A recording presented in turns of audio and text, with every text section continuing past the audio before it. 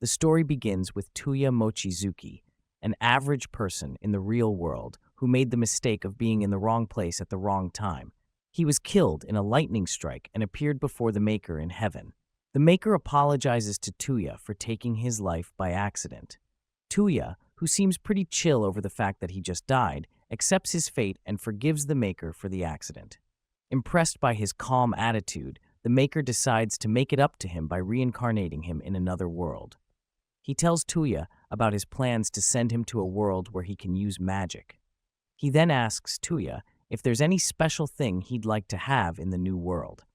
Surprisingly, Touya tells the Maker he'd like to be able to use his smartphone in this new world he's going to. The Maker grants his wishes and also the ability to use all forms of magic to his advantage, including charging his phone. Once the deal is finalized, the Maker does his magic and sends Touya to the new world of magic.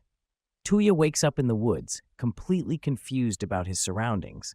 Poor guy was thrown out of heaven. Anyways, he receives a call from the Maker, who tells him about the map function on his smartphone. At least he won't get lost in the new world. Touya thanks the Maker and keeps moving forward. On his way to the nearest town, a merchant passes by and stops his cart after seeing the weird clothes Touya had on. He offers Touya a ride to town for free, buys all the rare clothing he has on, and gives him some other normal clothes plus some gold coins. Touya accepts all the gifts in good faith and exits the merchant's shop. Before leaving, he asks the merchant if there were any inns around. The merchant tells him about the Silver Moon Inn somewhere around town. Touya leaves the shop and heads for the inn. On his way there, he overhears two ladies getting mugged in an alleyway near him. Apparently, the two ladies were in a deal gone bad. Touya approaches the muggers, buys both of the ladies' items with a gold coin, and beats the hell out of the two dudes. Apparently, the Maker had granted Touya's body superhuman reflexes as well. After the fight, he explains to the ladies, who introduce themselves as Els and Lindsay, that he was searching for an inn. The ladies tell him they're headed there, so Touya tags along. On getting there, Touya checks into the inn for a month and settles with the ladies for a quick brunch. There, they talk about getting work somewhere in town, solving quests for the people. Touya agrees to their idea, and the next day, they all get to the guild to take on some quests to earn coins. On getting there, Touya finds out he can't read the characters in this world, so he asks them to read it for him. The girls check out all the quests on the board and choose one with medium difficulty. They register themselves as knights, get their weapons, and head straight to the forest to capture 5 one-horned wolves, as mentioned on the poster. Things go well for the trio as they manage to capture 6 one-horned wolves. They detach the wolves' horns and bring them back to the guild for payment. The attendant verifies their kills and pays them their coins. On getting back to the inn, Touya asks Els and Lindsay to teach him how to read and write their language. Els assigns that responsibility to Lindsay and continues their discussion. Touya also asks the ladies to teach him how to use magic. Firstly, they have to confirm if he can use magic. Lindsay brings out 6 different spell stones, with each stone representing the elements of magic. Naturally, no one should be able to use more than 3 elements in their lifetime. However, Touya finds out he can use all 6 elements of magic. Els and Lindsay are shocked to the bone after seeing Touya use null magic, which is the rarest magic spell known in their world, to open a wormhole portal to the forest they were in not too long ago. After trying out their spells, the ladies compliment Touya for being so gifted. Touya gets nervous and chuckles. Just then, the innkeeper interrupts the trio and introduces them to Air, the girl who works across town. Air has been searching for a delicious meal to add to her shop's menu. Touya remembers ice cream from his former world.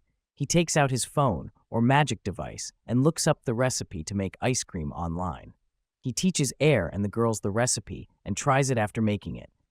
The ladies take the ice cream and find out how delicious it is. Touya had just saved Air's shop. On their way to their next quest, Touya takes a picture of Els on their wagon and saves it.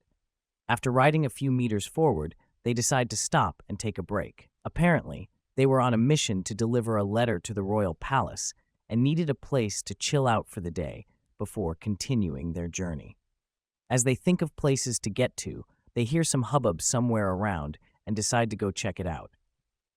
On getting there, they get to see a lady samurai take down a bunch of men with so much strength. Unfortunately, she stops when she gets very hungry and is exposed to attacks from the guys. Touya quickly steps in to save her from the men. They bring down all the men and escape to an alleyway around town. There, the lady introduces herself as Kokonoi Yae, a lady samurai from Ashen. Touya introduces himself and asks her what got her in such trouble. Yae tells them she kind of lost her travel funds on her way to the capital and has been starving for days on end. Touya and the ladies have mercy on poor Yae and treat her to a hearty lunch. Yae munches on the food with an incredible appetite. While she eats like an animal, Elsie invites her to tag along with them since they were both going to the capital. She seems fine with it, so she joins them after lunch. On their way to the capital, Linsa gives Touya a magic spell dictionary and urges him to use it to learn the different spells he'll be needing to become a full-fledged mage. Touya opens the dictionary and reads all there is to read about magic spells and whatnot. Linz and Elds also discuss a few things about elemental magic and all the gibberish it entails. Touya checks out a useful magic spell from the book. He chants the spell and uses it to summon Yae's hairband to his arms. The girls are surprised and happy Touya got the hang of things so well. After returning Yae's headband, Touya gets right down to studying the remaining spells in the book. He amplifies his sense of smell using Elzie's fortification magic and smells some blood in the atmosphere. He quickly informs Yae and rides toward the source of the scent. On getting there, they find some travelers getting attacked by a wizard. They immediately spring into action and destroy all the wizard's lizard men. Once the attackers are down, they get to the wagon and find out Leem, one of the servants there, was deeply injured with an arrow to the chest. Touya uses his magic to remove the arrow from his chest and heals him completely.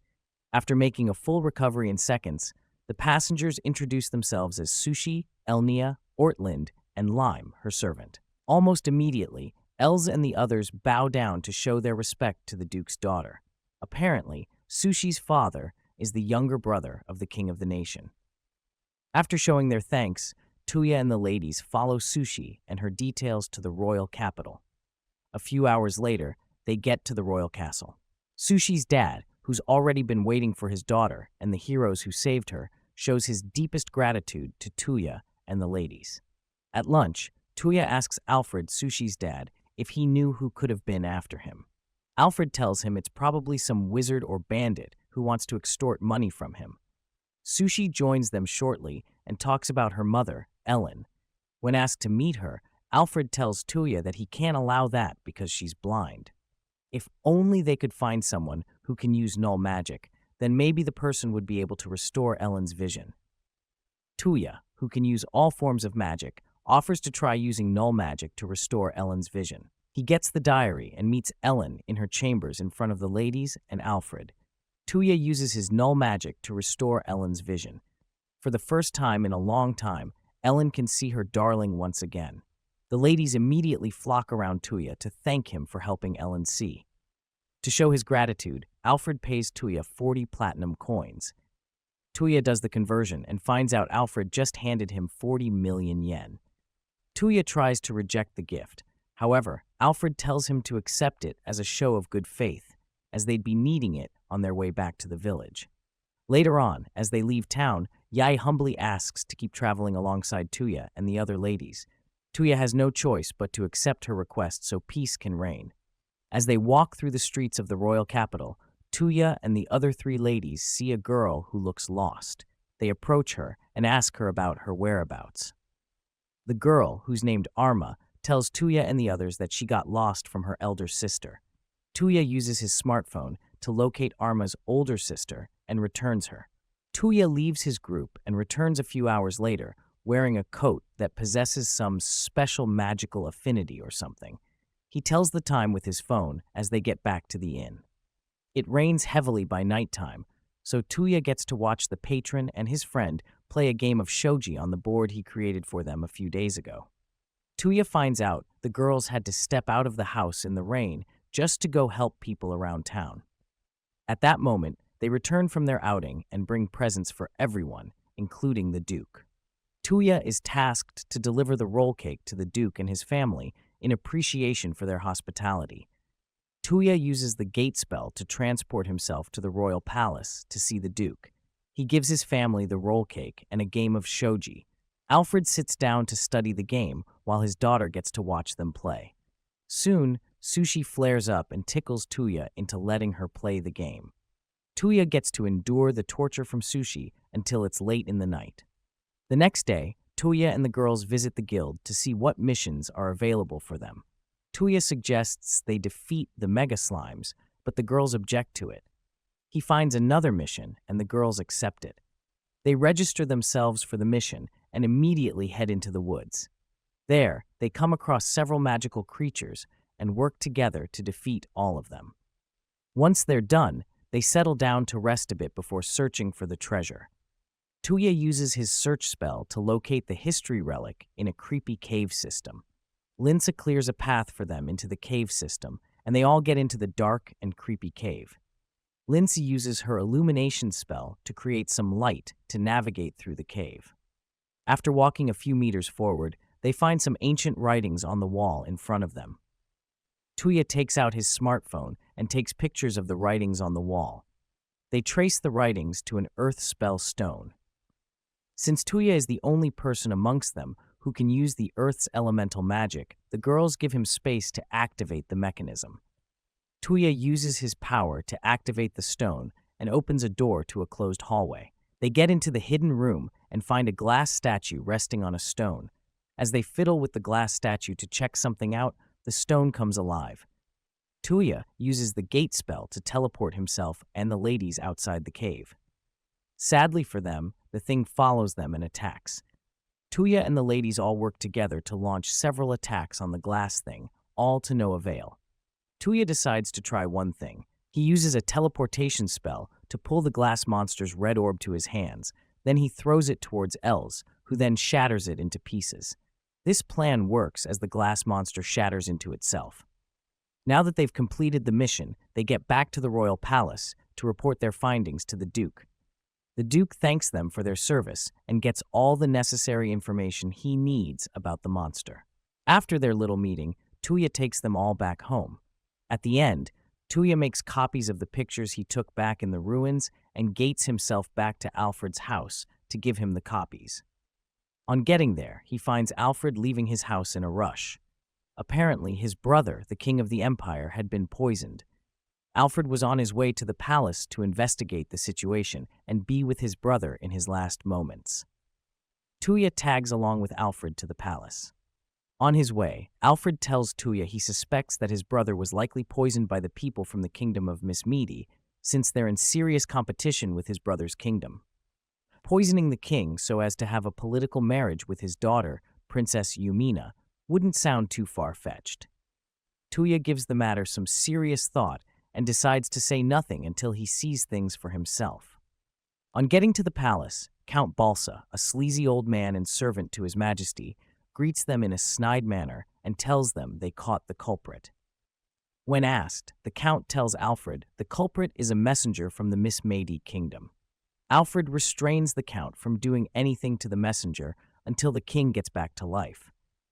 Alfred takes Touya to the king and allows him to use the recovery null magic on the king. Touya's operation is successful, and the king is back up in no time. The king and his family thank him for his help. Even the king's mage, the beautiful Charlotte, stops by to admire this handsome young mage who can use null magic.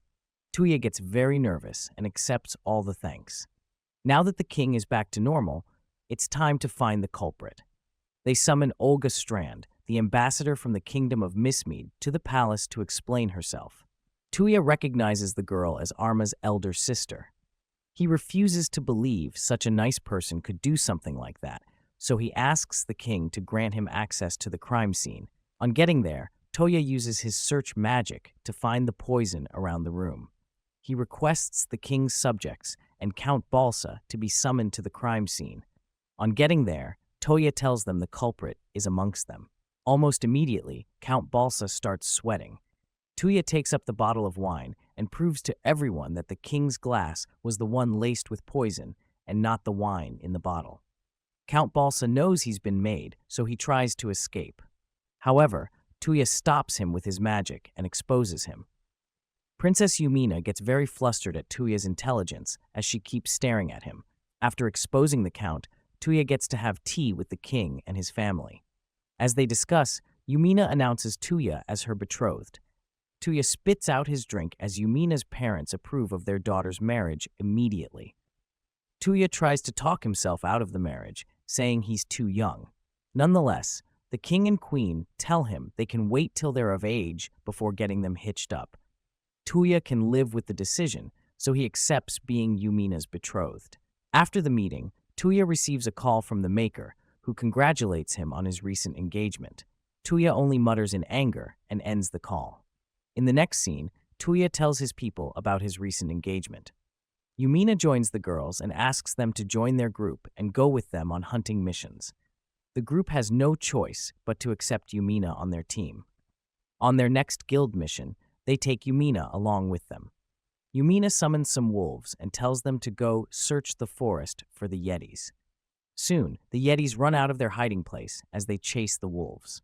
Touya and his team, already waiting for the Yetis, use their magic spells to take all of them down.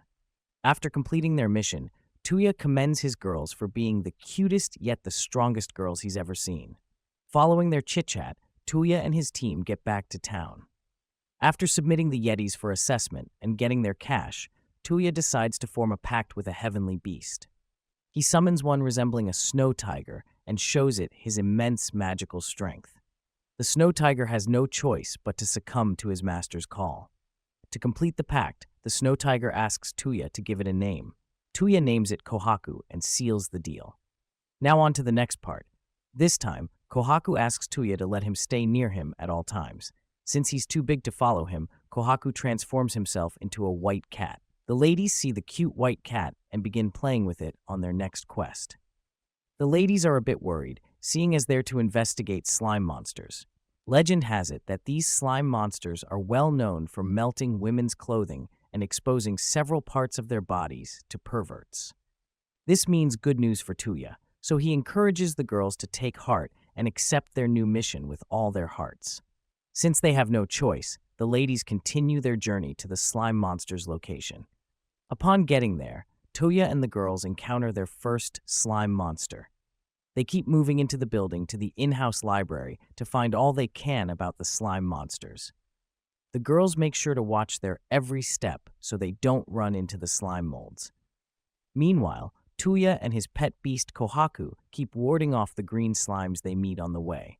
They try their very best to keep the slimes off themselves. Unfortunately, the odds are against the ladies, as they all manage to slip and fall into the green slime. The green slime monsters do their thing and rip off parts of the ladies' clothing. Touya uses his gate spell to bring them back to him as he fixates his eyes on their torn clothes. The girls get very embarrassed and punch him. After cleaning themselves up, Touya and the ladies keep moving through the building to find more slimes. On the way, they find some female mannequins whose breasts appear to be moving. It turns out they were there to mimic a woman's breasts. The ladies destroy the slime monsters and keep moving further into the building. They get to the slime researcher's room and find other slime monsters there. These ones, however, transform into full-fledged humanoid females. The ladies quickly cover Touya's eyes as they prepare the building for purification. By nightfall, they set the entire building on fire and finish their mission. The next day, Touya takes Kohaku on a walk around town. They find Yae petting a little girl who seemed to have lost her mom somewhere. Touya approaches her and uses his smartphone's map to find the girl's mother. After returning her to her mother, Touya explains the science or magic behind the search with his phone. He tells Yae that he can use his phone's GPS locator to find anything in the world. Yae asks him to use it to scan the world for her brother and probably find out what he's doing. Touya takes Yae to a restaurant and uses the GPS locator on his phone to find her brother. He tells her exactly what he's doing at that moment and makes her happy to hear her brother is still alive. After lunch, Touya gets back to his room in the inn. He uses some magic spells on his phone and gives his camera the power to see through walls. He focuses the lens on the wall in front of him and sees Els in her underwear, changing into her clothes. Just then, Linza visits him for some advice. Apparently, she's been having trouble reading new magic spells from her spell scroll, which is written in ancient magic. Touya helps her out by creating spectacles that could read ancient magic spells. Linza puts the glasses on and finds out more spells she can use to reinforce her water spell. She gets the right spell and heads into the forest to test it out. She practices and fails the first few times. Then she rests and continues until she runs out of mana. Touya helps refresh her mana and gives her enough confidence to figure out the spell by herself. Linza thinks hard about her mistakes and corrects them. On her next try, she finally gets the hang of the bubble bomb water magic technique. She uses the water spell on their next mission and helps defeat the monster easily. After the mission, Els heads into the armory to buy her gauntlet back, seeing as she broke it in their last mission. On their way back, Touya buys Els a nice girly dress and forces her to put it on. Els, who thinks a dress like that would be unfit for her, puts it on and looks gorgeous. On getting home, they get a letter from the royal palace summoning Touya to the palace to be sworn in as a knight for saving the king earlier on. Touya asks if he could reject the offer, and Yumina tells him he can. However, he'd have to state a reason for doing so in a public venue. Touya sighs, as he has no choice but to get to the palace. Touya humbly rejects the king's offer to be a knight. The king still gives Touya a mansion to thank him for helping the royal family. Touya and the ladies get to the mansion to check it out. On getting there, Touya invites them over to live in the mansion with him. The girls are very happy and hope they won't be intruding on Touya and his future wife's living space. Touya tells them he loves all 4 ladies the same way, just like his family. The girls check out the cool rooms in the mansion. Later on, their butler Liam's father and a few other servants arrive at the mansion to resume their responsibilities in upkeeping the mansion's well-being. After introducing themselves, the servants disperse. Fast forward to a few hours later, Alfred and his daughter Sushi pay Touya a visit to his new house. As they sit at lunch, Alfred asks Touya for a favor. He and his men want to use Touya's gate spell to teleport themselves to Mistmead. Since Touya can't teleport himself to a place he hasn't seen before, Alfred asks him to travel there first. In the next scene, Touya and his people all journey alongside some of Mistmead's finest warriors to get to the royal capital of Mistmead. They all assemble at the outer gate of the king before embarking on their journey. To kill the boredom, Touya and his girls play some board games. By nightfall, they make a campfire, and Touya tells them a story.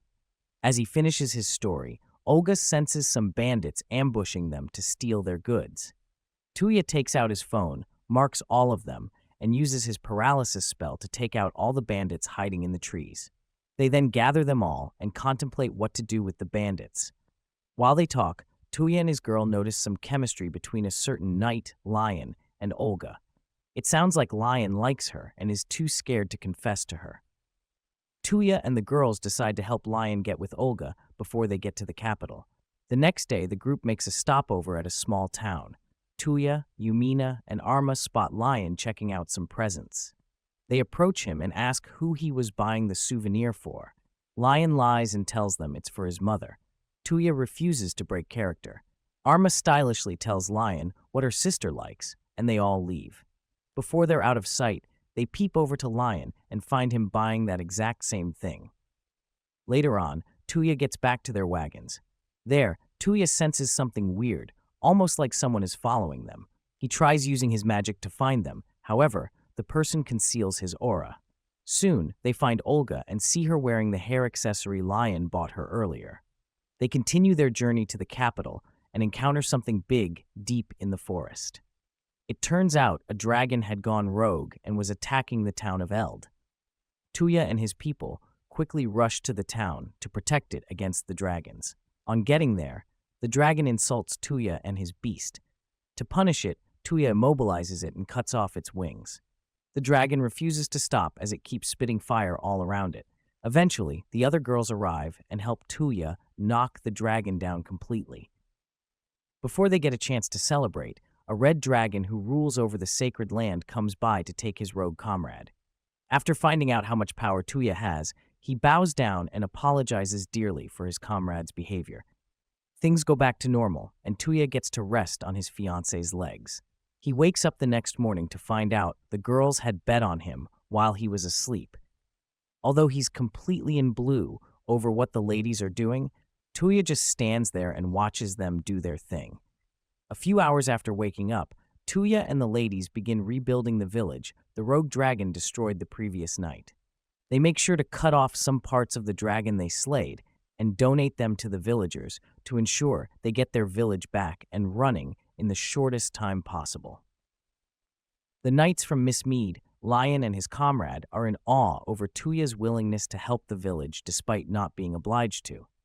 That afternoon, the village elder gifts Touya one of the dragon's fangs to thank him for his immense service to the village.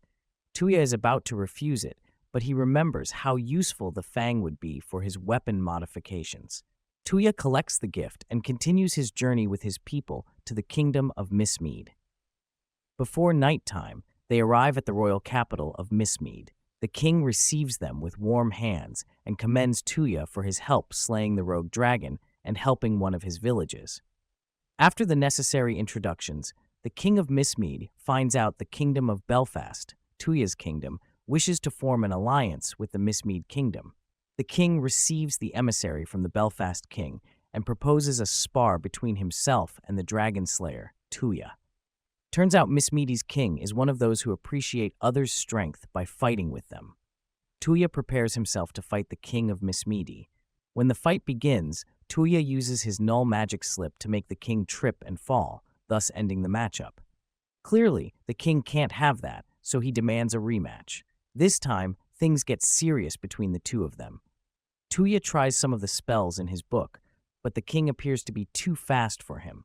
At one point in the match, the king uses his null magic spell Axle, which gives him a massive speed boost to attack Touya.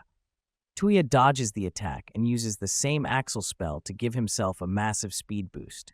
Both parties immediately disappear as they move at the speed of light. The only thing that could be seen is the flashes of their swords clanking each other. Eventually, Touya overpowers the king and wins. That night, Touya and his people attend a royal banquet hosted in their honor. There, Touya takes out his smartphone to take pictures of the beautiful ladies in their radiant attires. The king gets fascinated by his cell phone and asks him to take his pictures as well. Touya does so and gets very tired. He takes a break outside the hall. He finds a walking teddy bear in the corridor and follows it to a dark room. There he finds a 600-years-old elder of the fairy folk named Lean sitting on a chair across the room. After the necessary introductions, Lean reveals the null magic spell program she used to make the teddy move. Apparently, the program spell can be used to input commands into inanimate objects and make them follow the commands till completion. Touya gets the spell right off the bat and impresses Lean. She asks him to be her apprentice, but Touya makes a run for it. That night in bed, he gets the idea to use a program in building his new weapon. The next day, he takes the dragon's fangs from Eld Village and heads into the woods with Lindsay and Yumina. There, he uses a modeling spell to create a gun and some bullets from the fang, and then uses the program spell to instruct the gun on how to reload automatically. His first few shots are off balance, so he does a few modifications and increases the gun's accuracy. Lindsay and Yumina ask for a gun. Touya shows them a catalog online and tells them to choose the one they like. Then, he further modifies his gun to be able to turn it into a sword at will. Following their creative session in the woods, Touya and the ladies get back to town. They find a restaurant around town and prepare themselves to eat some curia, the traditional dish of Miss Meady. However, before they get in, Touya spots two people watching them. He coordinates with his beast and excels himself to the spies. On seeing him, they immediately scram. Touya excels himself and catches up to them. After knocking them out, he accidentally holds one of his pursuers' chests. He finds out they've been followed by women. The ladies explain to Touya that they were assigned by the king to follow them at all times. Touya understands, so he lets them go. He gets back to the restaurant and eats the spicy dish curia. The next day, Touya uses the gate spell to teleport the king of Belfast and Alfred to Miss Mead's palace. In the ending scene, Lean promises to pay a visit to Belfast soon to see her apprentice, Charlotte. Now that his work in Miss Mead is done, Touya teleports himself and the girls back to his mansion in Belfast. Liam and the other servants are there at the mansion to give them a warm welcome. Yumina gives her servants some beautiful souvenirs from the Miss Meady kingdom. Touya settles down on his bed for the first time in days and falls asleep with his beast. He wakes up late in the evening to take a bath. He then steps out to take a bath and walks to the changing room. He finds the ladies in their underwear and gets scolded for it. The girls make sure Touya never does such a thing in his life again.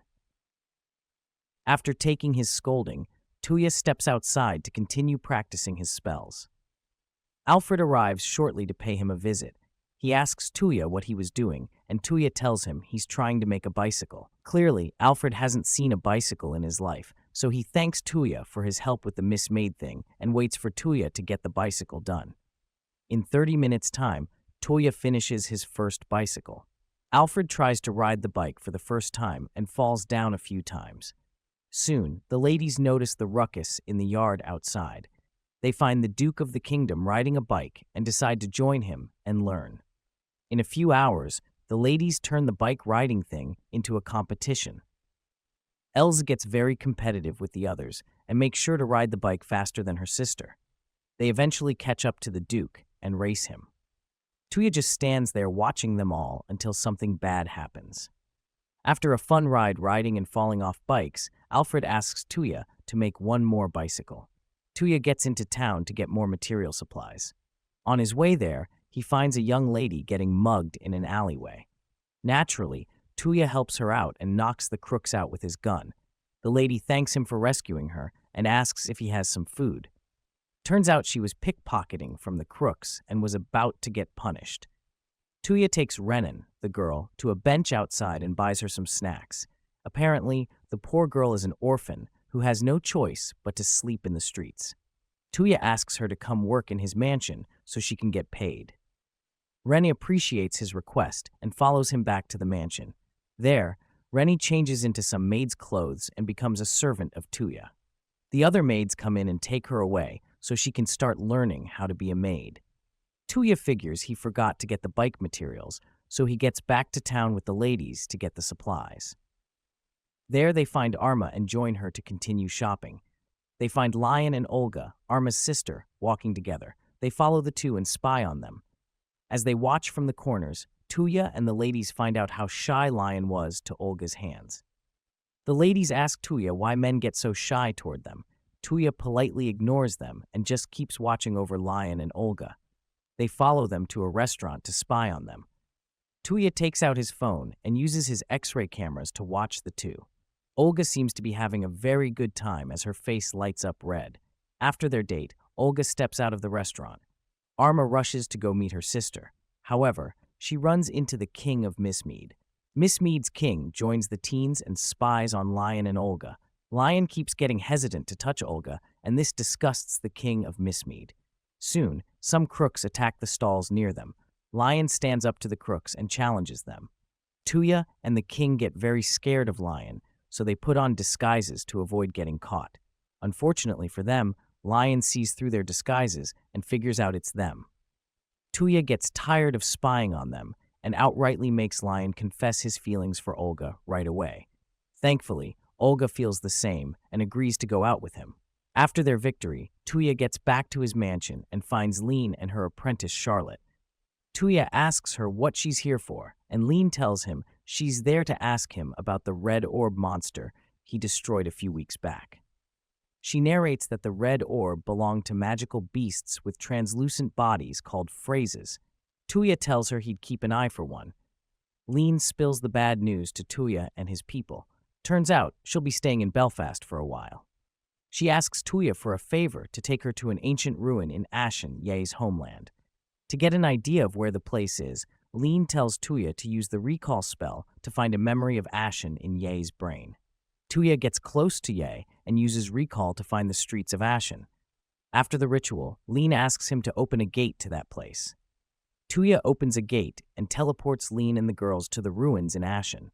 After teleporting himself and the ladies to Ashen, Touya leads everyone to Oedo Ye's hometown in Ashen.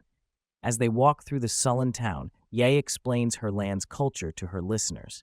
Elds and Linsa find out that life is a bit different in Ashen compared to Belfast. Later on, Ye leads her people to her father's house in town. On getting there, she notices the worried look on her mother's face and asks her about her father's whereabouts. Ye's mother tells her that her father, brother, and the rest of the able men in the town left a few days back to fight the Takeda clan's army. Ye gets very worried and asks her mom about the war. Unfortunately, things weren't going too well for Oito's men, as the Takeda army was very strong. Touya and the rest of the group offer to help the Oitos fight the Takeda clan. Touya uses a gate spell to teleport himself and the girls to an area in the woods near the Oitos' fortress. Yae gets very restless and asks Touya to take her to her brother. However, Touya senses danger ahead, so he heads to the fortress first. On getting there, Jutaro, Yae's brother, and a few other soldiers challenge Touya, asking who he is and where he's from. Touya introduces himself as Yae's friend and teleports the others directly into the fortress. Soon, Yae reconnects with her brother. Jutaro thanks Touya for his service and tells his sister that their dad is doing just fine protecting the king. Touya uses his light spell and heals all of Oito's wounded soldiers. Then, he asks Jutaro about the Takeda army laying siege to their fortress outside. Jutaro tells him his men are having trouble killing the Takeda's army as they are now half dead. Jutaro also tells Touya they found out the zombie army can only be taken out if they manage to break the Oni masks on their faces. Almost immediately, Touya uses the light spell Shining Javelin to take down all the Takeda zombies in front of the fortress.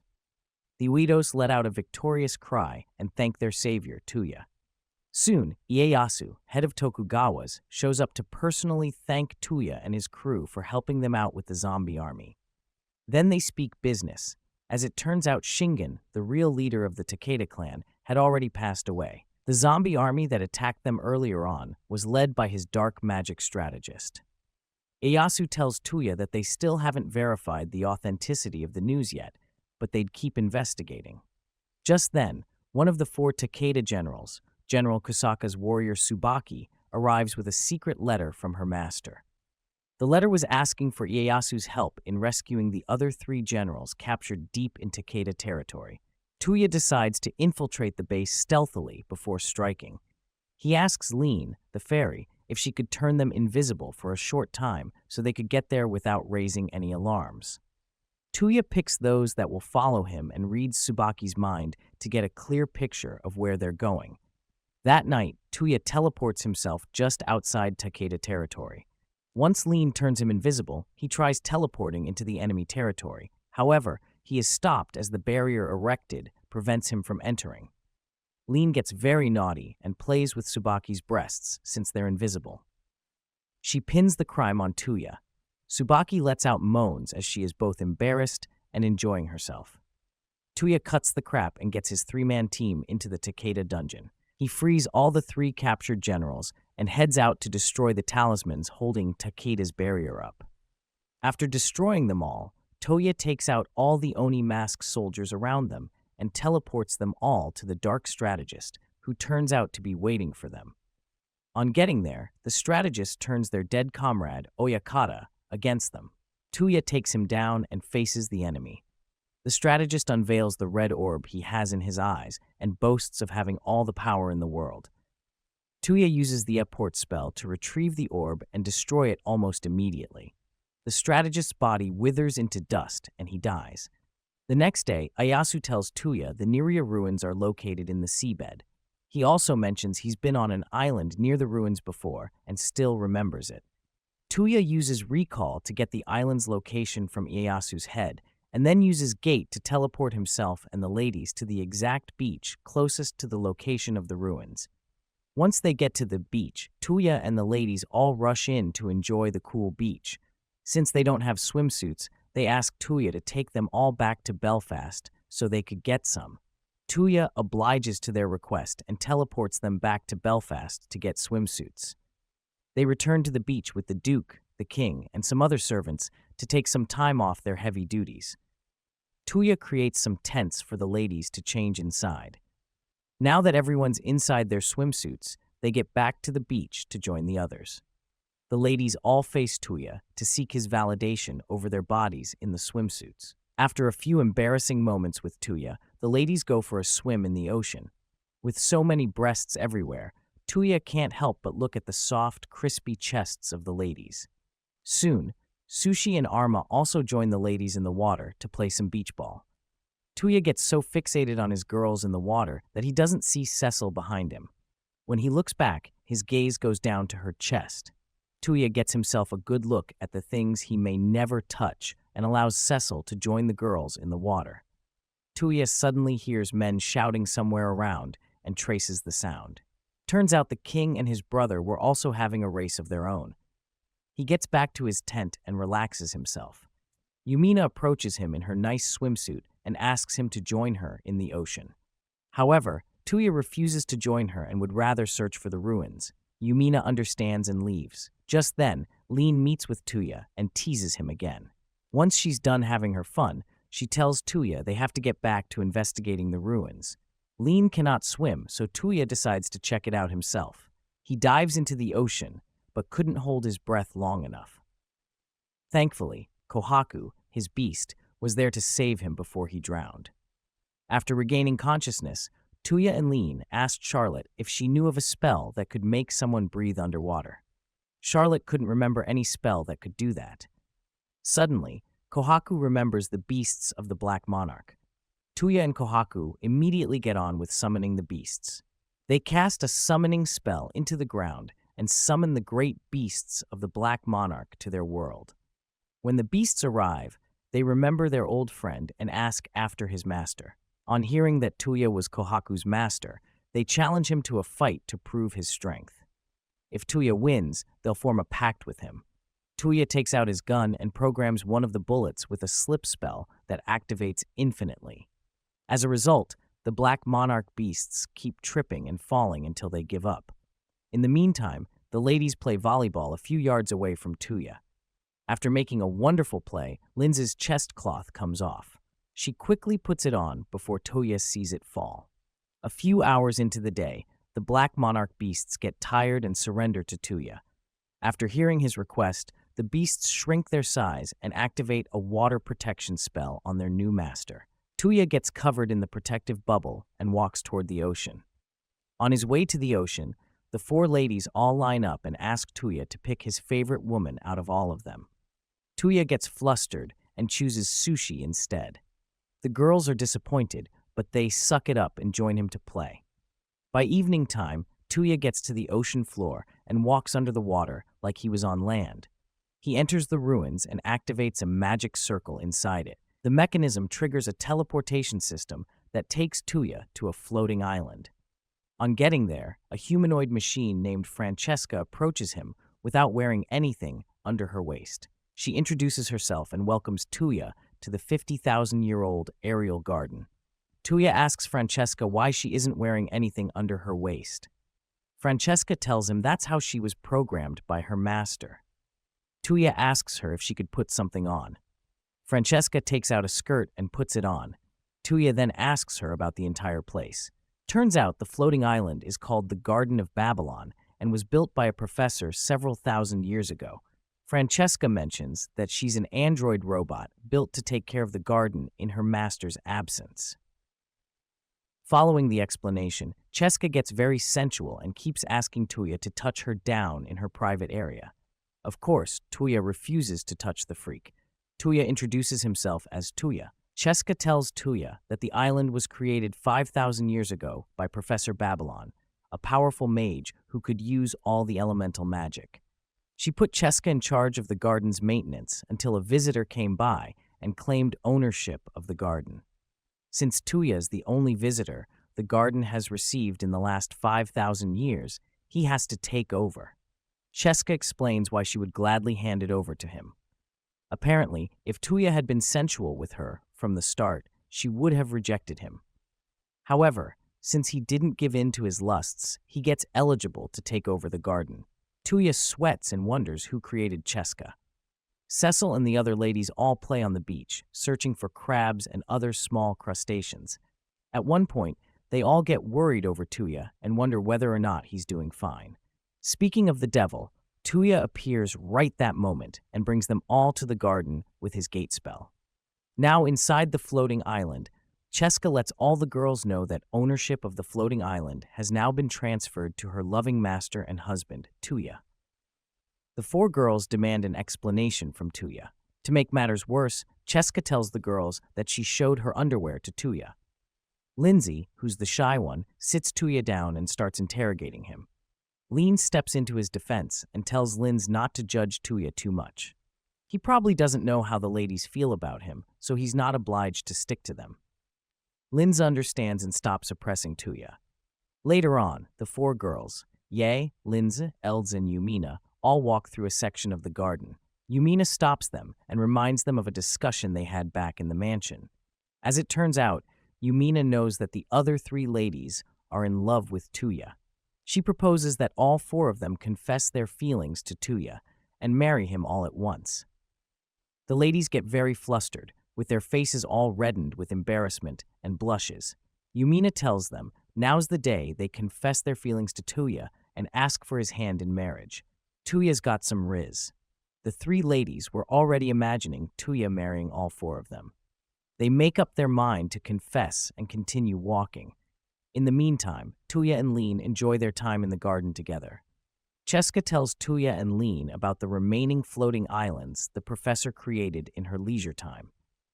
Lean picks up some interest in the floating library and wishes to learn about the professor's secrets. The other ladies join them later on and listen to Cheska talk about the other islands. Lean asked Cheska if she could establish a connection with her other sisters. Unfortunately, Cheska says her connections with the other islands have been severed, so the only way to find the other Babylons is to find their teleportation circles. Cheska decides to leave the garden and follow her new master.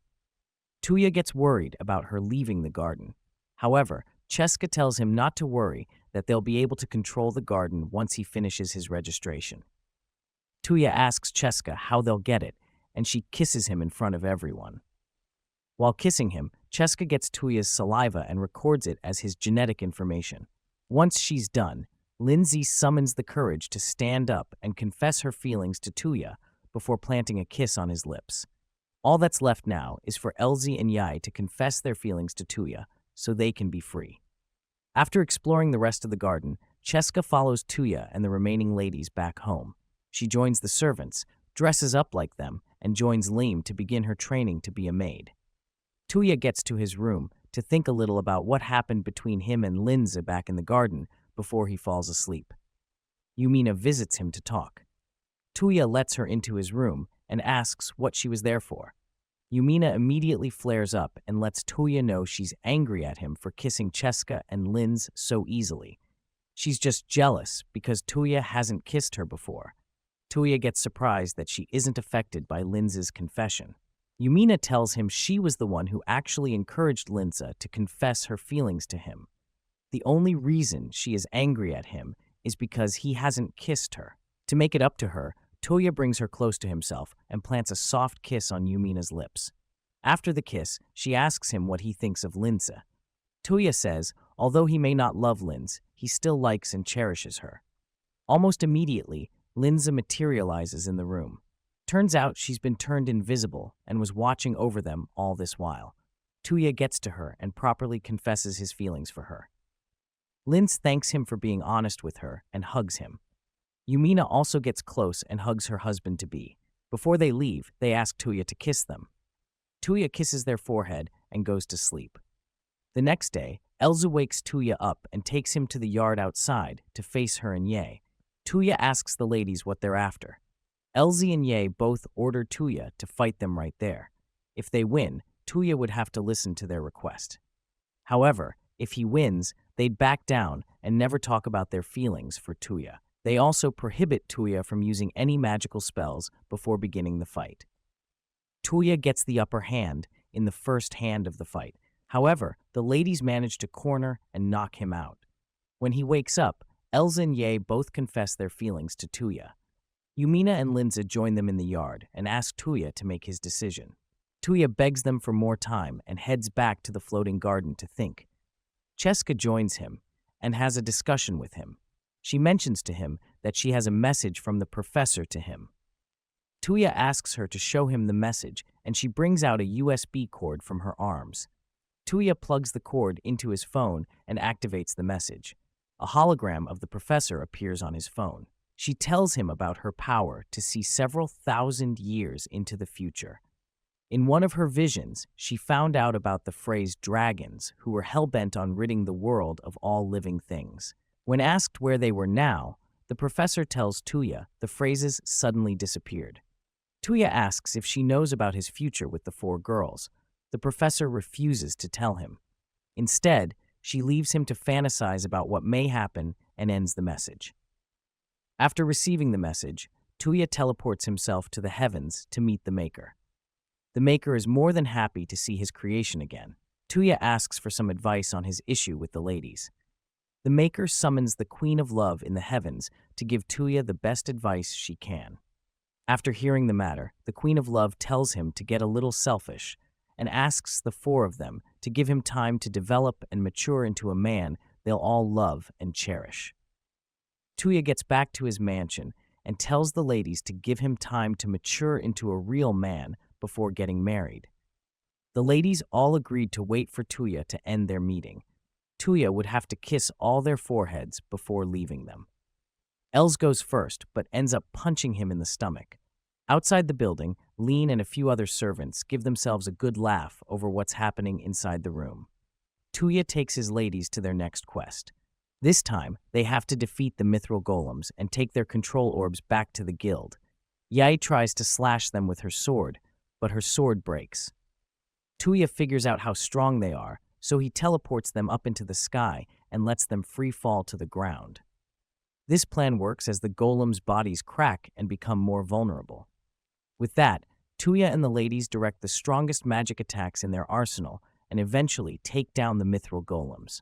After retrieving the golem orbs, Touya teleports his girls back home. Ren, the orphan Touya saved earlier, warmly greets Touya and his girls. She notices someone absent and asks Touya where Cheska was. Touya suddenly remembers he left her in the garden and gets back to retrieve her. Once they're back, Cheska serves Touya and Lean some tea. Touya apologizes and wishes to make it up to her. She tells him to get her some sultry underwear so she'll forget about his sins. Turns out she was just joking. Cheska leaves shortly and allows Touya to discuss with Lean. Lean tells Touya she plans on getting to the other floating islands Professor Babylon built. Touya, who already gave up on finding them, promises to help out. Just then, he receives a phone call from the Maker. Touya teleports himself to the heavens. The Maker called him to ask for a status update on his life. Touya tells the Maker that things are going just fine and even better than his old life.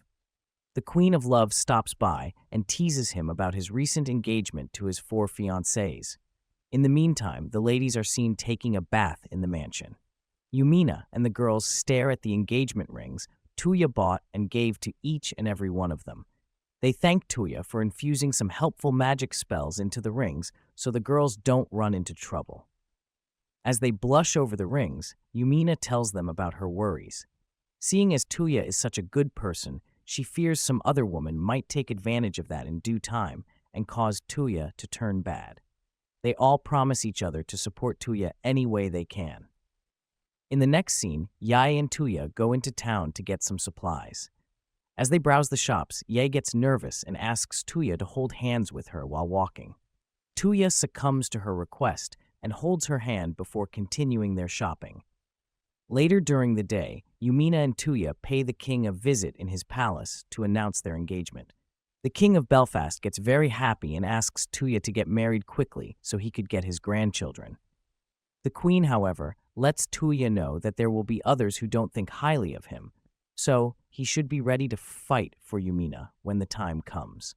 Yumina's little sister asks to join the discussion so she can greet her elder sister. When they get back home, Touya asks Yumina if there's a chance he'd be king once they get married. Yumina tells him not to worry about anything like that. In the meantime, Touya begins to focus on setting an accomplishment so he can earn favor from others. To do this, he gets to the local inn in town and builds a men's and women's hot spring there to increase customers. To test it out, he brings his family members and some old people to try out the springs. Soon, the ladies are on the women's side and the men are on their side, enjoying themselves. While Yumina and the girls undress, Yumina challenges the ladies to talk about the time they knew they were in love with Touya.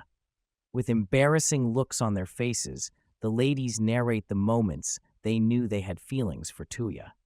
Yumina goes last, and they all agree that Touya is the man of their dreams. As they laugh over their feelings, Cheska, who is taking a bath outside, starts climbing the fence over them to get to Touya's side. Luckily, the paralyzing spell on top of the fence shocks her and throws her back to the women's section. Lean barges into the men's side of the hot springs to tell Touya she's found the next Babylon floating island. Touya and the ladies head east of Mismidi to the Rabbi Desert to find the ruins to the second floating island of Babylon. Touya looks indifferent about finding the island and just wishes they would find the island and get back home soon, although he admits that they may need the power of the second Babylon should the phase monsters return to Earth in his era. As they peer towards the desert, they find a UFO attacking some people on the desert sand. Touya and the others quickly stop their journey to help them out. They face the UFO object and buy the people on the ground enough time to escape its grasp. Touya and his girls keep directing magic attacks towards the thing, but it turns out to be too strong. Just then, Touya's old friend Ende makes a rather surprising appearance. After the necessary hellos, he gets on the UFO thing and destroys it. Touya is surprised and asks him how he destroyed such a thing. Ende tells him he just hit it with a magic frequency similar to its own. Ende explains further that the UFO probably slipped into Touya's world from another world and that the multi-dimensional net keeping the worlds separate was starting to slack off. Ende finishes his explanation and takes his leave shortly. Touya and his ladies serve the adventurers some water to quench their thirst. Their leader, Rebecca, explains she and her partner rescued some girls from their slave masters and were seeking to take them to greener pastures. Touya asks them where they wish to go. Rebecca tells him they first of all have to remove the enslavement collars on the necks of the girls so they can truly be free. Touya smiles and uses the apport spell to take off the collars of the slave girls.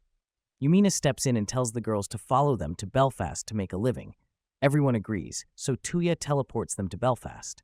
On getting back home, Lean asks Touya about Ende. It turns out Touya found Ende when he was out to buy the engagement rings.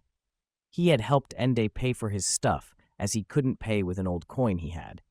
Lean gets very suspicious of the guy and tells Touya to be very careful about him. The girls ask Touya for an explanation about the thing they attacked earlier on.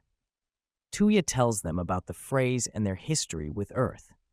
He also tells them it's possible the phrase they fought earlier that day was from another world. Touya asks Cheska if there was anything the professor built to fight the phase monsters. Cheska tells him there are such things. However, they're only stored in the next Babylon they are after. Touya gets very excited and immediately teleports himself and the ladies to the Rabbi Desert. Lean uses magic to expose the invisible barrier around the ruin and allows Touya to get in first. Inside, Touya gets to the magic circle and activates the teleportation mechanism there. He teleports himself to the next floating Babylon island, the Workshop Island, and meets with the Guardian, Rosetta. Rosetta stops him in his tracks and asks for some form of verification before he's allowed to take over the Workshop Island.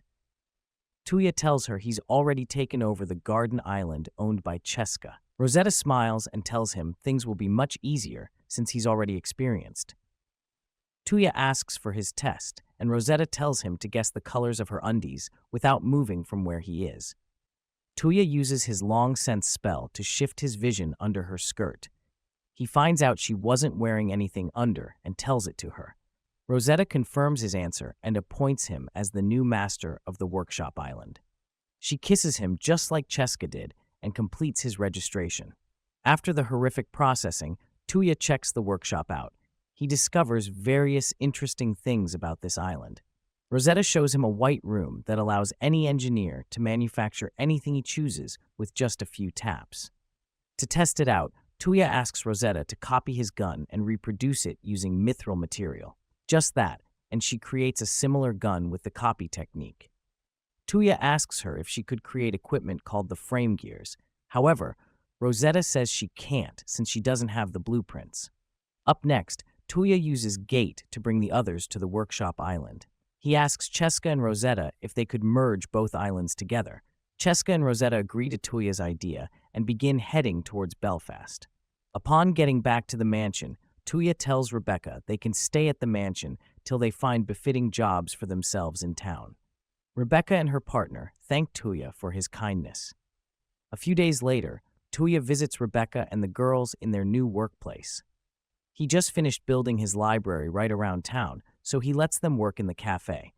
Everyone greets him warmly and welcomes him to have a drink.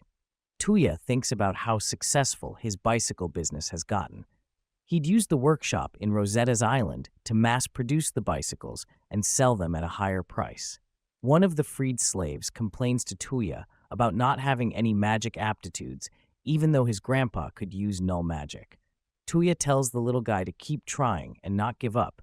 His magic aptitudes are sure to appear in due time. After his visit to the library, Touya heads to the guild with Yumina to register for any quest available.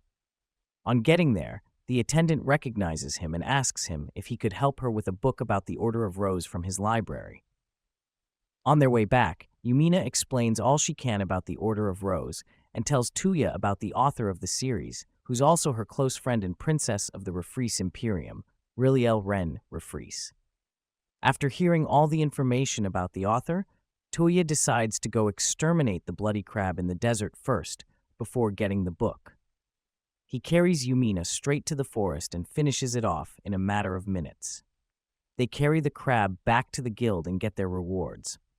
Yumina's guild rank gets upgraded, and she's now on the same level as Touya. After getting his reward, Touya asks the guild attendant to list all the books she thinks she and her colleagues would be interested in reading so he could get them from his library, all bills on him. The lady writes over 20 books on a piece of paper and gives it to Touya. Touya goes to a bookshop and gives the attendant the list. Although it takes a few hours to find all those books from the huge catalog, Touya manages to find them all.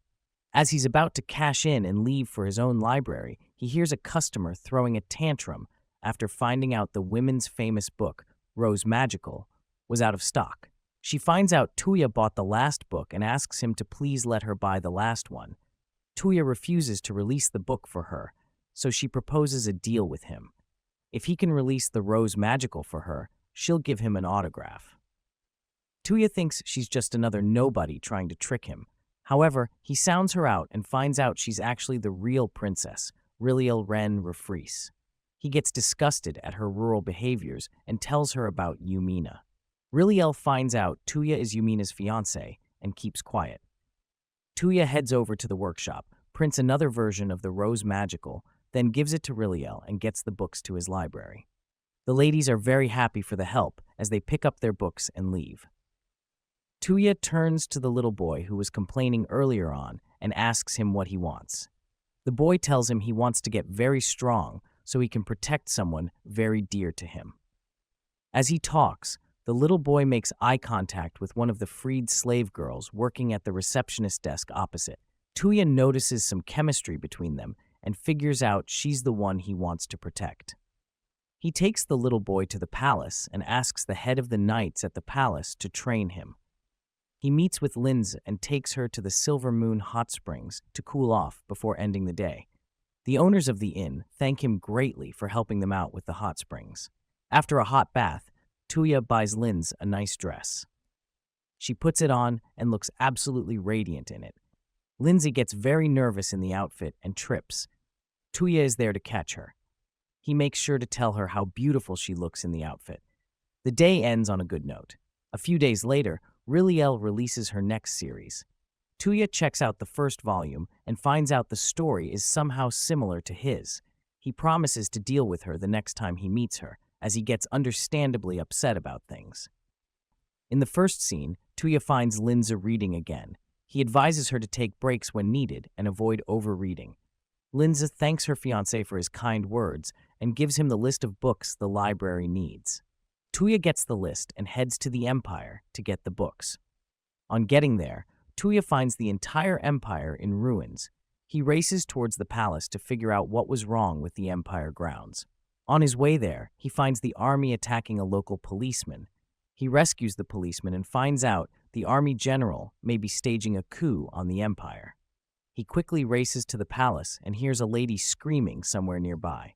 He locates the sound of the scream and rushes to the room to save the emperor's daughter from certain death. The emperor's daughter, Lucia, falls in love with him immediately after seeing his beautiful eyes.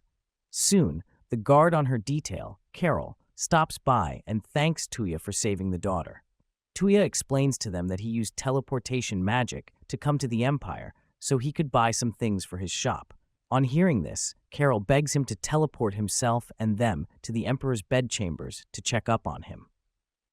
When they get there, they find the army general, Bazoar, standing over the unconscious body of the Emperor. Touya introduces himself and where he's from and demands an explanation from the Emperor's assailant. Bazoar tells him the Emperor fell dangerously ill and couldn't be allowed to rule anymore. Touya knows that's a lie, so he asks for a real explanation. The general tells him he plans on waging war against the three allied nations, Refrees, Belfast, and Mismeady. Touya dares him to do so, telling him how powerful the three nations are. However, Bazoar had an ace up his sleeve. He uses his magic to summon the devilish beast he made a pact with for the past 20 years and reveals the source of his power. Apparently, Bazoar was wearing two bracelets on both hands, one for repelling magic attacks and the other for repelling physical attacks. The beast could also nullify magic attacks, too. This isn't a fight Touya could just rush into, so he retreats and teleports himself, the Emperor, Lucia, and Carol back to his mansion in Belfast. Touya explains his ordeal at the Empire to his fiancées. They all wonder how they could face such a strong opponent. Touya tells them they shouldn't worry and that he has a plan to take down the Emperor. After their short meeting, Touya introduces Lucia to his fiancées. When Yumina introduces herself as Touya's fiancée, Lucia frowns. Yumina catches her reaction and challenges her when Touya is gone. Touya requests a meeting with the King of Belfast and explains the situation in the Empire to him. Before they discuss anything serious, the king makes a joke about appointing Touya as the next in line to the throne. Touya almost pees his pants, as he never wants to be king. The king, after hearing Touya's plan to defeat Bazoar, gives him the go-ahead. Touya gets to the workshop to talk to Rosetta about Bazoar's weapons. Rosetta tells him she remembers having such items as artifacts in the workshop. They probably fell or got lost somewhere along the way. Touya gets back to his mansion and finds out the Emperor is awake. Everyone flocks around the Emperor to discuss defeating the general. While they discuss, Lucia asks Touya to help her find her brother with his magic spells if he could. Touya uses recall on Lucia and gets a picture of her brother. After getting an image of her brother, Touya recognizes him and traces him with his smartphone. The Emperor remembers that area as General Romeo's mansion. Thankfully, the Imperial Prince is safe. On to the next mission at hand, Touya tells the Emperor to leave defeating Bazoar to himself and the girls. The next day, Touya summons his beasts and takes them to the Empire to fight the general. While the ladies and the beast take care of the guards, Touya faces Bazoar's magic devilish beast. Surprisingly, he uses Axle and Gravity, a spell that makes things heavier, to immobilize Bazoar's beast, the Demon Lord.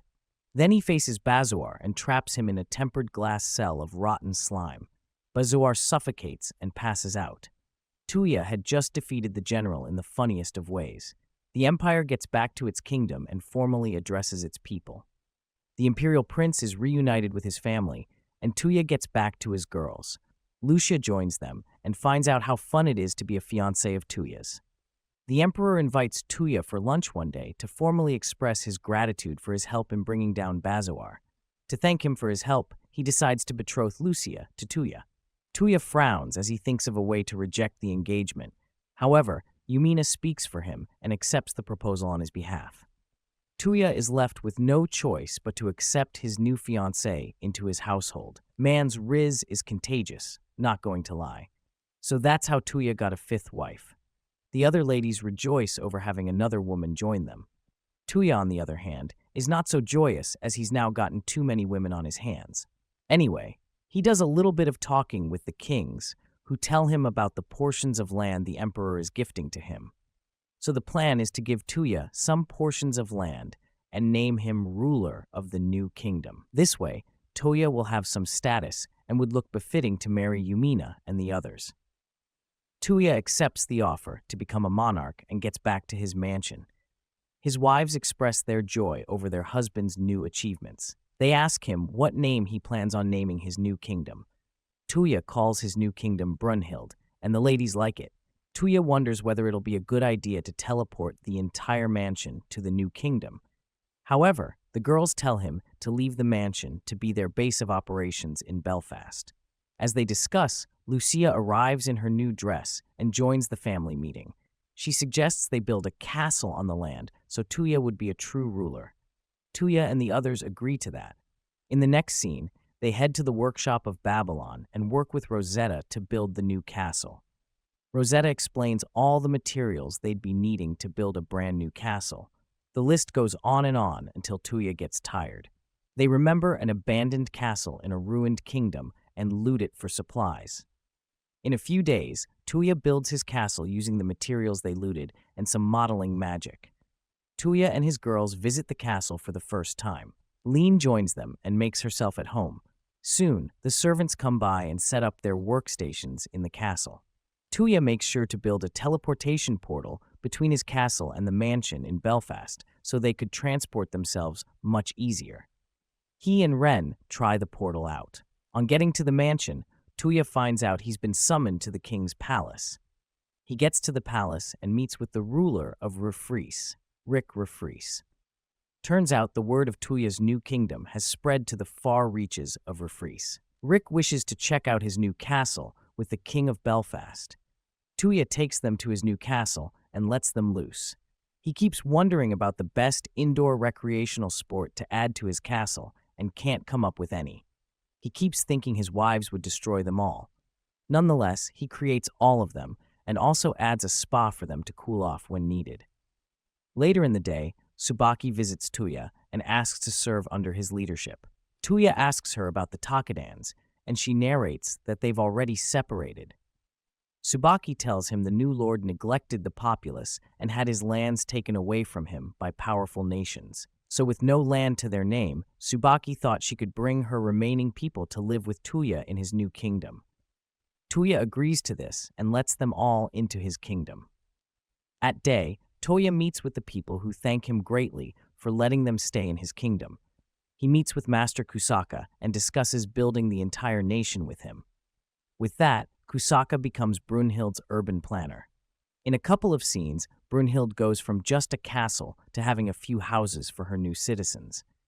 Touya's magic also makes things easier as he uses it to build such structures in minutes.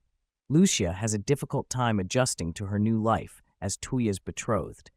She expresses her concerns to the ladies, but they tell her she'll soon get used to it. She packs up some lunch for her husband and meets him in town. Touya collects the lunch from her and eats it voraciously. Soon, he invites monarchs from other kingdoms to have fun in his new castle. Everyone has a fun-filled day as they eat, drink, and play games to while away time. By nightfall, Touya takes everyone outside to see the fireworks. The monarchs were very surprised and impressed that Touya had knowledge of such things. Touya walks over to Lucia and gives her an engagement ring. Lucia's face lights up with joy as Touya puts the ring on her finger and holds her hand. Touya and his girls embark on a journey to find what seems to be the next ruin of Babylon. Upon arriving, they find a weird structure with a hole in its head. Touya enters the hole and gets inside the ruins. He sights the magic circle and teleports himself to the alchemy ward of Babylon, led by Flora. Flora is a robot with a big chest, so Touya is naturally attracted to her. He tells her he's already taken over the workshop in the garden, so he's there to take over the alchemy ward if she doesn't mind. Flora gets very happy and tells Touya she has to test his validity to rule for herself. To do this, she holds Touya's hand and places it on her big chest. Then she kisses him and completes his registration. This completes the transfer of ownership of the alchemy ward to Touya. Touya goes to check out the facility. Flora tells him the alchemy ward mixes magic with physical matter to create chimeras and other creatures. She shows him a few other pieces of equipment and liquids in the alchemy ward. When he's seen enough, Touya brings his ladies to the facility. Lince and Eltz are very surprised at Flora's big chest and are reminded of how small they are in that aspect. Flora makes sure to let the girls know she kissed and fondled Touya before they arrived. The ladies get very jealous and scold Touya. After claiming the alchemy ward, Touya gets back to his kingdom and continues learning a new spell. The spell, named Fly, enables the caster to float and move in the sky like a bird. Touya gets the hang of it on the first try and also adds some twists to it. After his training, Touya decides to use a levitation spell on Lince. This works as well, as Touya takes Lince up to the highest floor in his castle. He then uses his fly spell to take himself around his small kingdom. At about that time, the Takans he took in saw him flying above and cheered him on. Touya waves back at them and keeps on flying.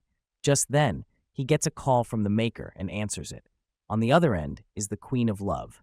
She called to congratulate him on his new status and level. After the call, Touya gets Yai's parents to inform them of his engagement to Yai. Surprisingly, Yai's father grants them his hand in marriage without any restrictions. Up next, Touya gets to Lindsay and Elza's uncle. They too support his marriage with their nieces. After the meeting, Touya gets to talk with one of the youngsters in the house. The youngster asks him if he could defeat a thunder bear. Touya asks what it's all about, and Linz's aunt tells him about some thunder bears terrifying the villagers all around. Touya heads to the forest and defeats all the thunder bears he could find. Following the fight, he gets to the library and finds Ende again. He sits him down and asks him for some information about the Frosses. Ende tells him they are otherworldly creatures sent to their world to find the king's core. The king's core emits an infrasonic sound that draws them closer to it. However, that sound is drowned out by a human heartbeat, so the Frosses have to kill them to reduce the noise. Ende tells Touya he's also searching for some Frosses so he can destroy their source before the advanced ones come. Ende leaves shortly afterward. Touya visits the workshop and asks Rosetta if she could mass-produce frame gears. Rosetta tells him she currently can't, as creating one would require her to get too many materials, so all they can do now is gather all the materials they can find. Touya gets back to his mansion to talk with his beasts about finding materials. They suggest he form a pact with the Flame Emperor, and she'll help him get all the materials he needs. Touya heads to his yard and summons the Flame Emperor with the help of his other beasts. After summoning the Flame Beast, Touya asks to form a pact with her. She agrees immediately, and Touya names her Kyoku. Then she transforms into a little bird and stands on his shoulder. She sends a message to all the birds in the area to go searching for other Babylon ruins and report to them once they find one. Touya wakes up on a beautiful morning and finds Yumina sleeping near him. He greets her and suddenly remembers Yumina wasn't near him the previous night. He asks Yumina what she was doing there on his bed. Yumina tells him she wanted to spend some time near her fiancé since he's been too busy building a nation. Touya falls off the bed as he keeps wondering how tired he must be not to notice her come to the bed. Yumina kisses his cheeks and leaves the room to change. Later that morning, Touya settles in his yard to get away from the girls. The flame beast flies by and informs him about the reports from one of the scouting birds. Apparently, they'd found a place resembling the ruin of Babylon. Touya rallies his girls together and discusses their trip to the next Babylon. The girls all wonder about the kind of things they'll be encountering on their way to Babylon. Soon, they all hit the road. On their way there, they run into a rhinoceros monster. The girls charge toward the monster and take it out in no time. Touya is left to watch them as the girls take on all the monsters on their own. A few miles later, they get to the Babylon ruin. Touya finds the magic circle and teleports himself into the floating island. He finds the administrator of the island, Monica, and introduces himself. Monica tries to kill him first, but Touya dodges her attacks. Monica challenges Touya to fight her and prove his strength. However, Touya uses the slip spell to make her trip and fall several times until she gives up. Monica appoints Touya as the new head of the Babylon hangar. On hearing that he stumbled upon the hangar, Touya is psyched and asks Monica to take him to check around. Monica takes him to see the world's first frame gear. Touya gets very happy on seeing the gear and gets ready to ride it. However, Monica bursts his bubble and tells him the stuff doesn't work. As Touya wallows in despair, Monica tells him Flora from the alchemy ward could help them out. Touya gets back to the mansion and finds out they'll be needing a huge amount of spell stones to make the frame gears work. Touya uses his phone to locate spell stones all around them and mines them. Soon, they activate the frame gears and get ready to pilot them. However, before getting inside a real one, Rosetta builds a frame gear simulator for her master to ride in and practice first before riding the real one. Touya thanks her for the thought and gets into the simulator. He quickly learns how to use the frame gear in a few minutes and even fights another one on the way. Touya gets back to the mansion and makes copies of the simulator for his wives to enjoy, while he happily thinks of the cool things he'd be able to do with the frame gears. Sushi runs into him and begs him to marry her. Touya is surprised at this sudden decision and asks for the real reason why she wants to marry him. It turns out Sushi was about to get into an arranged marriage with Prince Zaboon, the horrible tyrant and womanizer of Linhea Kingdom. Touya gets to hear how terrible Zaboon is as a person. He definitely can't allow such a man near Sushi. He promises to do something about it. He consults with the other wives over marrying Sushi, and they all agree to it immediately. Touya asks for some advice on how to handle the situation in Linhea's kingdom. Some of the girls suggest he take the prince's life. However, he pays Alfred a visit to talk about things. Alfred tells him Zaboon is the prime minister's son, so that's how he gets away with his crimes. He also tells Touya that the king of Linhea is just a figurehead who listens to everything his prime minister tells him. There's a way out, though, as Alfred tells Touya of a second prince who was birthed by a concubine to the king. Touya asks to see the prince immediately. When he arrives, Alfred tells the prince that Zaboon won't be marrying Sushi again as she's already been betrothed to Touya. The first prince, Cloud, pays his respects to Touya and settles down to tell Alfred and Touya everything. Cloud reveals to Touya and Alfred that he is the second prince to the king of Linhea. He also tells them that his mother, who was rumored to be kept hidden due to an illness she had, is actually being held prisoner by Prime Minister Wardak. Their plan is to marry their dimwit son Zaboon to a princess and have him take over the throne as the new ruler of Linhea. After hearing all the evil plans of the Prime Minister, Alfred decides to do something about it. He calls the other leaders for a meeting to decide whether or not they'll be offering their support to Cloud. After much deliberation, the rulers of Ryfreese, Missmeady, and Belfast all agree to help Cloud take over his kingdom. Touya sets his plan in motion. First of all, he teleports himself, Cloud, and Linz to Linhea instantly. Only this time he conceals himself, and the ladies are invisible. They all follow Cloud to the palace to meet his deadbeat brother Zaboon. Zaboon asks him for Sushi. However, Cloud tells him he couldn't get her because she's already betrothed to someone else. Zaboon gets irritated and slaps Cloud. He then talks down to him and asks for Sushi's suitor. Cloud tells him it's Touya. Zaboon tells Cloud to spread awful rumors about Touya and Brunhild to discredit him and make Sushi reconsider marrying Touya. At this point, Touya and his ladies, who are already reeking in resentment for Zaboon, are about to attack the prince. However, his mother shows up and soothes her son's ego. After they leave, Touya takes Cloud to a hidden storage room to heal him. Soon, Touya gates himself to Zaboon's slave and releases her from her enslavement collar. Zaboon notices this immediately and calls for his slave. He rushes to ask Cloud if he's seen her, but Cloud tells him no. Unknown to Zaboon, the slave was just behind Cloud, hiding with Touya and the ladies in the storeroom. Zaboon sees Wardak and asks him if he's seen her. Wardak tells him to kill the slave with the collar if it turns out she's escaped. Zaboon does so immediately and shrinks the collar. Thankfully, Touya had already removed it, so the girl didn't die. They follow Wardak and his son Zaboon and overhear them talking about using Cloud to wage war on the nations near them. Touya gets all the information he needs and plans to infiltrate the palace later on. By nightfall, Touya teleports himself, the girls, and Cloud to the tower where his mother is being kept. After a hearty reunion with his mom, Touya takes them back to Belfast with him. Marquis Coupe, the real Prime Minister of Linhea, is the next person they get to meet. They plan to capture the Prime Minister in silence and strip Zaboon of his right to the throne. Touya cooks up a plan and gets right to it.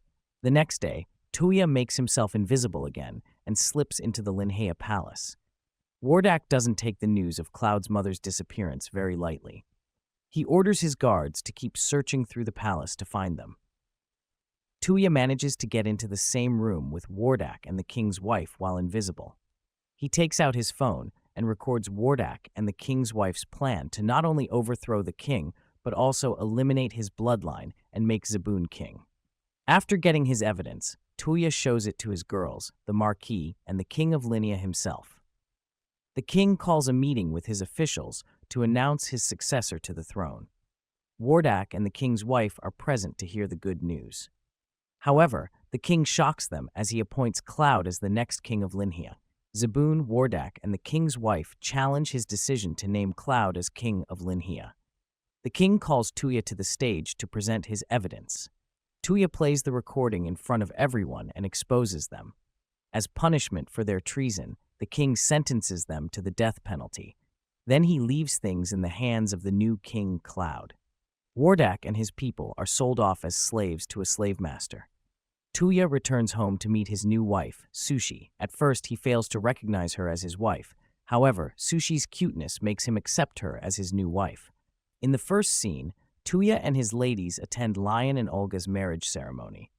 Their parents thank Touya for bridging the gap between both families and joining them to be one. Touya accepts their thanks and continues talking with his wives-to-be. Sushi and Yumina ask the Riz King when he plans on hosting their wedding ceremonies.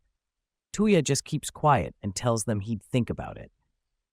When they get back to the mansion, Yumina suggests the ladies all get to know each other more. In her words, she plans to cultivate their love and strengthen their intimacy. Touya objects to that, telling them he already has a lot on his plate. However, the girls complain of feeling too lonely as Touya isn't around too often. To make it up to them, Touya decides to take them all out to enjoy themselves. The girls quickly dress themselves up and all appear beautiful and cute in front of their husband. Touya compliments their dress and takes them to the kingdom of Refrees. There, they shop at a present shop to get some presents. Next up, they get to a restaurant to eat some food. Later on, they find some posters about Riliel's next release. As they fantasize about what the book could entail, they get mugged by some hungry crooks. The ladies take care of the crooks, and they continue their journey. By evening time, Touya admits he enjoys spending time with all his wives, so they pull him to their next destination. On their way, they find Sushi, who they seem to have forgotten about. She throws a tantrum and makes Touya promise to take her along with him on their next date. The next day, Sushi gets to go out with Touya. After a whole day of enjoying themselves, the duo sits down on a lawn somewhere around Brunhild. Sushi reminds her husband-to-be about all the good things he's been able to achieve in such a short time. Touya feels pretty good about himself as he thinks about his achievements. Soon, he receives a transmission from Flora telling him she's already finished extracting the ether liquid from the stones. In a few moments, Touya gets to the frame gear with his ladies and gets Ye to ride it for the first time. Touya is to go in next, but Elsa beats him to it. In the next scene, Touya goes to the Babylon workshop to get his new weapon, a sword made entirely out of Fraza material. Touya likes his new sword and asks Rosetta if they could mass-produce them. Rosetta tells him they could, but they would need to replenish their supply of orichalcum. Touya gets back to Brunhild and thinks of a way to get more orichalcum. Yumina and Lucia catch him walking in town and join him. Touya tells them about his search for orichalcum, and they tell him to search for orichalcum golems and defeat them for their material. Touya takes out his phone and pings the location of the orichalcum golems. He then uses Fly to levitate himself to the sky and fly toward one of the locations. On getting there, he finds a town already overrun by Frosses. The soldiers seem to be having trouble destroying them, so he gets down to help. Touya uses his new sword to finish off all the Frost materials in the town. When he's done, he heals all the wounded people and gifts Lestia, the first princess, a phrase sword. Lestia recognizes Touya from the news of his travels and pays her respects. Touya continues his search for the orichalcum golem and finds it in the woods. He takes it down and sends it to the workshop before continuing his journey. On his way, he finds a deer and follows it to a riverbank. There, he finds a girl half dead and tries to heal her. However, she was too weak to get up as she's already lost too much blood. After discovering the bleeding lady, Touya takes her to the alchemy lab in the floating garden. Just one day later, Monica works her magic and heals the wounded pink-haired girl. She, however, tells Touya that the lady may have lost her memories due to the injuries she incurred on the job. Touya asks her if it's an after effect of the treatment from the medicine she was administered. Monica teases him a little bit before taking him to see the patient. On getting to her room, Touya asks the girl for her name. However, since she couldn't remember anything from her previous life, she has no name. Touya names her Sakura and takes her to his mansion after she's discharged. At the mansion, Touya meets with Lince and Lucia to talk about their new visitor. He tells them that Sakura would be staying in the guest room in the mansion. Currently, at that moment, she's outside for a stroll. The girls complain about her feeling too carefree for someone who just lost her memory. However, Touya tells them that since she remembers nothing, she literally has nothing to be sad about. The girls excuse themselves, and Touya joins Sakura outside in the garden. There, he finds her singing out with her delectable voice. Touya gets really surprised and compliments her song and voice. Touya gets an idea. He takes Sakura to the music room and plays the piano while she sings her song. All the girls hear the sweet voice and soon appear in the music room to hear Sakura and their man sing. Everyone has a good time as Touya adds some finesse to his style and makes everyone enjoy it. After the performance, Touya visits the Adventurers Guild for a new job. The attendant there asks Touya to help them defeat a strong monster she called the Catoblepus. Touya asks for some more information, and the attendant tells him the monsters have the power to petrify their attackers with their eyes. So far, about 13 of the adventurers who went to hunt the beast have been turned to stone. Touya also finds out they currently reside in the Militia Mountains. Finally, he asks about the reward for taking down such a monster, and the attendant tells him it's a hefty price. Touya decides to do it for the money and asks his wives to be at home, whether or not they'll be obliged to help him. His wives discuss the specifics of the mission and then agree to help him. Touya takes his wives to the alchemy ward and grants them new swords to make it easier to defeat the monster. Once they've all had their swords, they get into the forest to hunt the Catoblepus monsters. Touya uses his smartphone to search for the monster. After walking a few meters, he finds a Catoblepus monster eating grass. When the monster sights them, Touya and his wives jump into action. They try their magic attacks on the monster, but the monster vomits out poisonous smoke that almost affects Lince. Touya saves one of his wives and then gets serious. He takes out his sword and slices off the monster's head. When he's done, his body begins to turn to stone.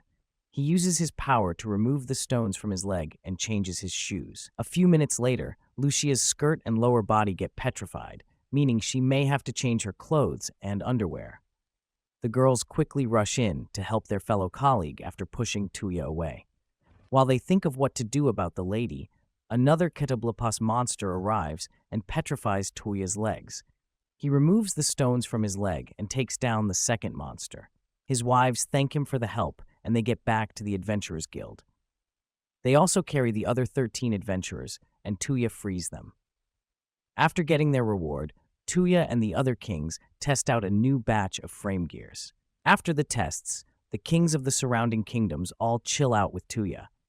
On the other hand, Hilda, the princess of Lestia, and her grandpa discuss the unique new sword that Touya and his people were processing. He contemplates visiting Brunhild to see Touya and talk business with him.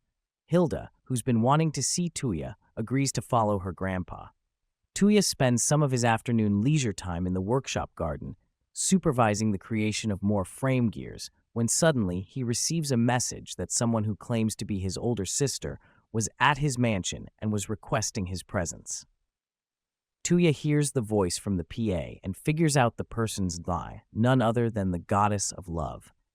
He quickly rushes to his mansion and finds himself in a meeting between his wives and the goddess of love. Soon after introducing herself, Touya's wives give them the room to catch up on old times. The goddess tells Touya she came down from heaven to feed on the enormous amount of love Touya was getting from the girls and everyone around him. Touya gets tired of her yapping and allows her to stay with him. Just then, one of his maids announces the arrival of someone from the Lestia kingdom. Touya asks them to wait a bit before he attends to them. However, the maid tells him they are currently at the knights' training ground, spectating the training knights. Touya gets over there and finds Princess Hilda and her grandpa there waiting for him. Her grandpa extends his greetings and hopes to do some sightseeing in Brunhild. Touya welcomes him to his kingdom and hopes he has a good time. The grandpa, however, seems more interested in the maid's butt, and he even touches it. Hilda apologizes for her grandpa's misdemeanor, and then they continue talking. The grandpa asks about the frame gears, and Touya takes him to the training field to see him demonstrate the gears in real time. Hilda and her grandpa are both bewildered to see the sheer strength of the robots. Grandpa asks Touya what he plans on doing with the frame gears. Touya tells him he's stocking up on soldiers to fight the phrase monsters that may attack the lands in the near future. Grandpa asks if he could let Lestia use the robots when the need be. Touya tells him no problem. Up next, Hilda asks Touya to allow her to fight the strongest person in his country. Touya pits her against Ye, his strongest wife, and they get to fight it out in the arena.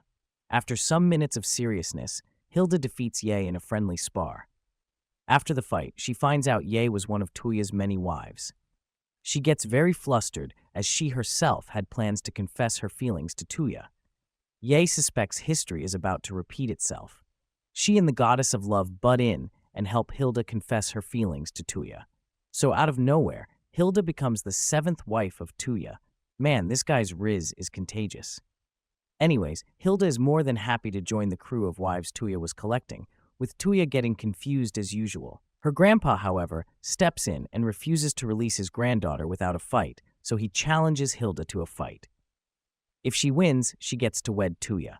Before the fight, the other wives welcome Hilda to the crew and appreciate the connection her kingdom would bring to Brunhild.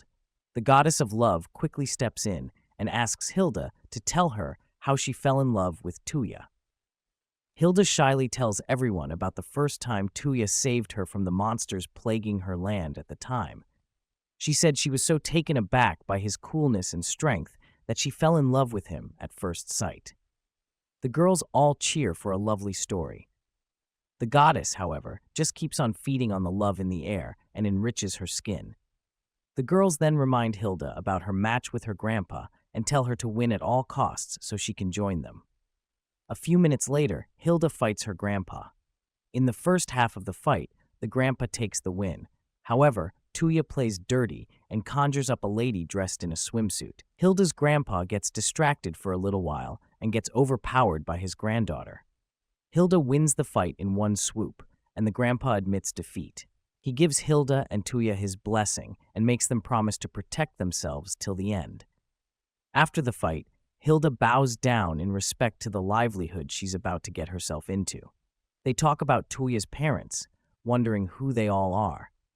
The goddess steps in and tells them not to pressure the little guy too much. He'll tell them about his family when he feels ready. In the meantime, she would tell them about Touya's first love as a boy. The girls all blush with joy after hearing the goddess's story. Meanwhile, Touya gets sick from the flu while he's with Sakura. In a few hours' time, Touya gets a report of an abandoned ruin of one of his floating gardens found around Lestia, Hilda's kingdom. While Touya wonders what to do, all 7 of his wives show up, putting on the outfit his first love, Sister Shuko, was wearing. Touya finds out that the goddess of love ratted him out and gets very annoyed at her. The girls ask for his comment on their dressing, and Touya tells them they all look good in the outfits. As for the goddess, he reserves his punishment for her till later. Shortly afterwards, Touya visits the abandoned ruins in Lestia on his own this time. When he gets there, he finds out that the ruins house the Babylon's tower and the rampart. Leora, the guardian, appears and explains things to Touya and tells him that only someone who's compatible can gain control over the tower. Seeing as Touya appears to have all the affinities, she grants him command over the tower without hesitation. Then she leads him to the administrator of the tower, another lady who was busy sleeping by a bush. Touya asks Leora to wake the lady, Pamela, up. However, she doesn't budge. Leora borrows a hot kebab and uses it to draw Pamela out of her slumber. Pamela wakes up, eats the food, and demands more food and some shelter before she can truly become Touya's servant. Touya tells her that's not a problem, so she proceeds to complete the registration process by planting a kiss on her master's mouth. After the registration is complete, she asks for more food, and Touya gives it to her. Then she continues her stuff and gives Touya over to Leora, who also kisses him to complete the registration. Once the registration is complete, Leora transfers ownership of the rampart to Touya.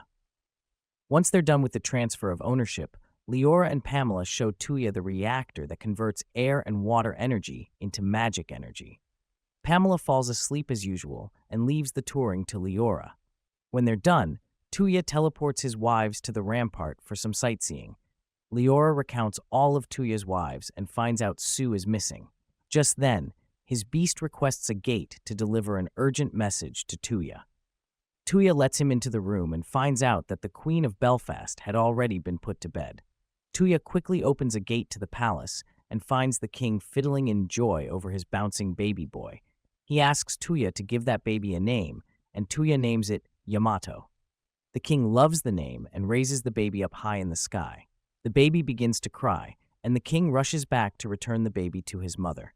That evening, the girls get a day off on vacation. They gather around the bathhouse to cool and talk about the upcoming celebration for the new heir to the Kingdom of Belfast. While they discuss, they wonder how their own children would look. Eventually, right outside the bathhouse, Touya hears from his administrators that his destiny is to have up to 9 wives. Touya gets very flustered, as he's already having more trouble keeping 7 women happy. Even his servants begin to contemplate getting married to him. Touya is stupefied.